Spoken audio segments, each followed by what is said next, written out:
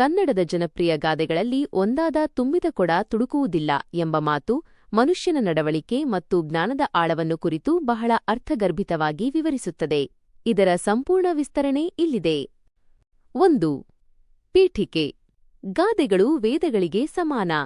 ವೇದ ಸುಳ್ಳಾದ್ರೂ ಗಾದೆ ಸುಳ್ಳಾಗದು ಎಂಬ ಮಾತಿನಂತೆ ಹಿರಿಯರು ತಮ್ಮ ಅನುಭವದ ಸಾರವನ್ನು ಇಂತಹ ಪುಟ್ಟ ವಾಕ್ಯಗಳಲ್ಲಿ ಅಡಗಿಸಿದ್ದಾರೆ. ಈ ಗಾದೆಯು ಮನುಷ್ಯನ ಸಂಯಮ, ನಮ್ರತೆ ಮತ್ತು ಪಾಂಡಿತ್ಯದ ಮಹತ್ವವನ್ನು ಸಾರುತ್ತದೆ. 2. ವಾಚ್ಯಾರ್ಥ. ನೇರ ಅರ್ಥ.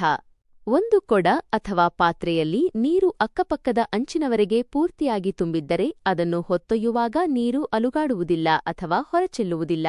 ಆದರೆ ಅರ್ಧ ತುಂಬಿದ ಕೊಡವನ್ನು ಹೊತ್ತೊಯ್ಯುವಾಗ ನೀರು ಅತಿಯಾಗಿ ಅಲುಗಾಡುತ್ತದೆ ಮತ್ತು ಹೊರಕ್ಕೆ ಚೆಲ್ಲುತ್ತದೆ. 3. ಗೂಢಾರ್ಥ. ಆಳವಾದ ಅರ್ಥ. ಈ ಗಾದೆಯನ್ನು ಮನುಷ್ಯನ ಜ್ಞಾನ ಮತ್ತು ಗುಣಕ್ಕೆ ಹೋಲಿಸಲಾಗಿದೆ.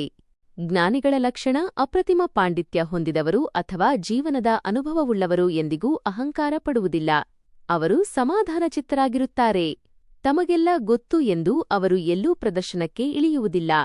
ಅವರ ಮಾತುಗಳು ಮಿತವಾಗಿರುತ್ತವೆ ಮತ್ತು ಅರ್ಥಪೂರ್ಣವಾಗಿರುತ್ತವೆ. ಅಲ್ಪಜ್ಞಾನಿಗಳ ಲಕ್ಷಣ ಅಲ್ಪವಿದ್ಯೆ ಮಹಾಗರ್ವ ಎಂಬಂತೆ ಸ್ವಲ್ಪವೇ ತಿಳಿದವರು ತಮಗೆ ಎಲ್ಲವೂ ಗೊತ್ತು ಎಂಬಂತೆ ಅಬ್ಬರಿಸುತ್ತಾರೆ.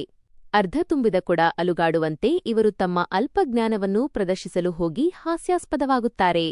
4. ಪ್ರಸ್ತುತತೆ. ಇಂದಿನ ಜಗತ್ತಿನಲ್ಲಿ ಜನರು ಸಣ್ಣ ಸಾಧನೆ ಮಾಡಿದರೂ ದೊಡ್ಡ ಮಟ್ಟದಲ್ಲಿ ಪ್ರಚಾರ ಬಯಸುತ್ತಾರೆ. ಆದರೆ ನಿಜವಾದ ಸಾಧಕರು ತೆರೆಯ ಮರೆಯಲ್ಲಿ ಶಾಂತವಾಗಿ ತಮ್ಮ ಕೆಲಸವನ್ನು ಮುಂದುವರಿಸುತ್ತಾರೆ.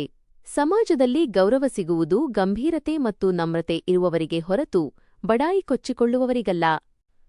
ಸಾರಾಂಶ. ನಿಜವಾದ ಜ್ಞಾನಿಯು ಸಮಾಧಾನಿ ಮತ್ತು ಗಂಭೀರ ಪ್ರವೃತ್ತಿಯವನಾಗಿರುತ್ತಾನೆ.